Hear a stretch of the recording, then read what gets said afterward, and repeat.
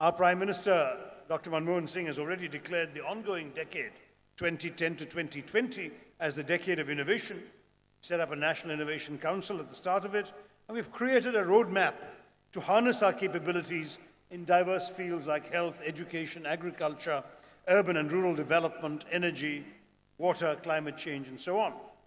Now, with a remarkably young population in India, the government is committed to acting as a catalyst in its efforts to break barriers and seize new opportunities, to push for innovation in ways where we can make the best of the human capital and natural resources which we've been endowed with.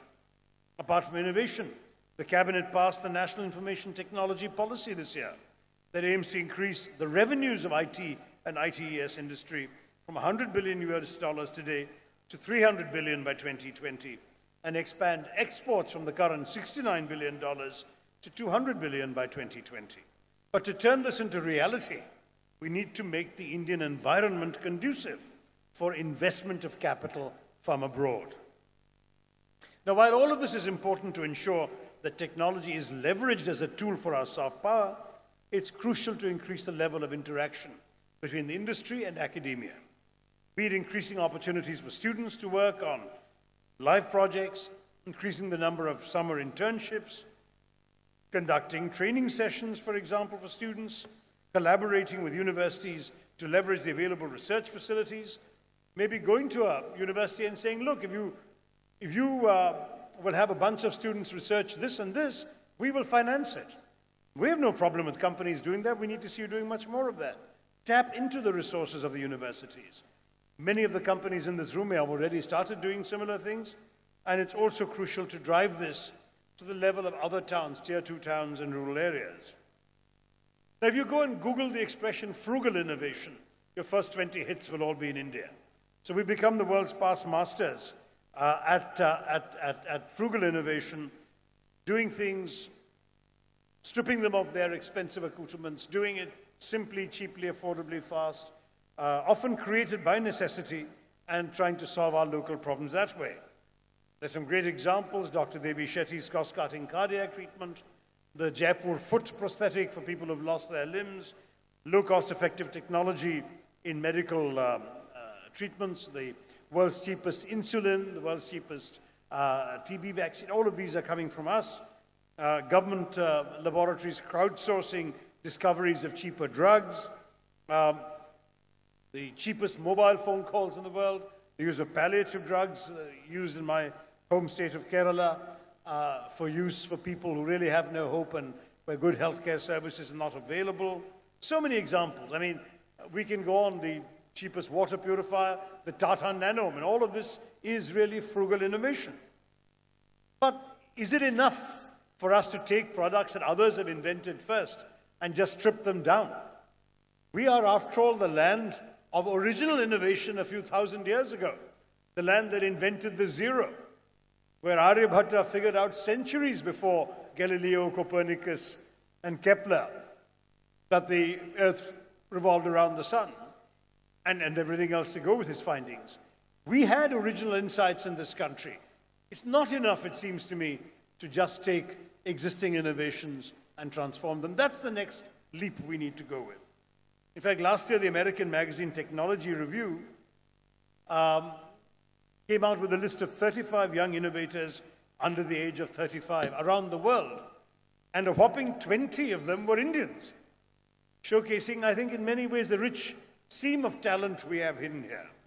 The world, especially developing countries, needs these technologies to make the lives of their citizens easier. So we can use technologies adapted from our local surroundings far more easily. And of course, in the rest of the developing world, India shares so many common challenges and common traits with developing countries. They can use our things. We really can do a great deal to become known around the world as the land of innovation, the land of smart technology. The challenge for us now is to replicate Bangalore on a national scale, to create an environment that allows us to tap these rich reserves locally and extract the most out of them. There's increasing talk of a brain gain syndrome. That's recently on the rise in India. The reverse of the brain drain: a lot of students, researchers, PhDs, even young professors who have studied and done well abroad, coming back to India to contribute to our growing economy, to be back home here again. No longer will we have Hargobind Khurana type stories of people who find they can't get the facilities here for the research they want to do and who then go abroad and win Nobel Prizes for foreign countries. Now the facilities are available here. Conditions are getting attractive. I was on an NDTV discussion just on Sunday last on this question of the future of science in our country. And I would urge you all to Google it. Some very eminent minds had a lot of sensible things to say, which have reconfirmed my optimism about the direction in this way we're going. Now, I talked about soft power. Now, hard power is exercised. Soft power is evoked.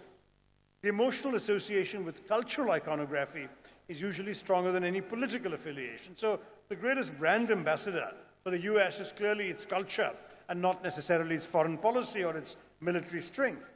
So culture, soft power, all of this, scholarly discussions on the different tangents, but they both symbolize the complexity and effectiveness of a nation's power without the use of arms and other types of coercive politics. Now, that's the kind of India that I believe we are creating in the 21st century. If there's anything we can celebrate in India, it's not really our military might or our growing economic power. It's the inherent strength and self-assurance of our society, because we genuinely practice openness and tolerance. Let's face it, the flowers of knowledge do not bloom in the desolation of intolerance. As Tagore told us a century ago, nor can the clear stream of reason dry up in the dreary desert sands of dead habit. We must be creative. We must be innovative. For our own sake, our cultural and constitutional values of diversity, secularism, social equity must be continuously nurtured and nourished if we are to fulfill our potential. We need to recognize and appreciate the unique cultural strengths of our civilization and how these strengths, if nurtured properly, will give us unique advantages in this information era. Some years ago, I acquired some notoriety for saying that we cannot be a superpower when we're still super poor. The fact is that an India that lives in two different worlds, as Rahul Gandhi keeps saying, and travels two different trajectories, is simply not an option. We have to overcome our poverty. We have to deal with the hardware of development, the ports, the roads, the airports, all the infrastructure things we need to do, and the software of development, by which I don't mean your work, I mean our human capital. The need for the ordinary person in India to be able to have a couple of square meals a day, to send his or her children to a decent school, and to aspire to work a job that will give them opportunities to transform their lives. But as Bangalore's and Karnataka's success with the IT industry remind us, it's all taking place. This great adventure of conquering these challenges, these real challenges which none of us can pretend don't exist, it's all taking place in an open society, in a rich and diverse and plural civilization, one that's determined to liberate and fulfill the creative energies of its people. So while celebrating the technical prowess and business acumen of your IT industry, you must also cherish the social values and culture that allowed this excellence to blossom in the first place.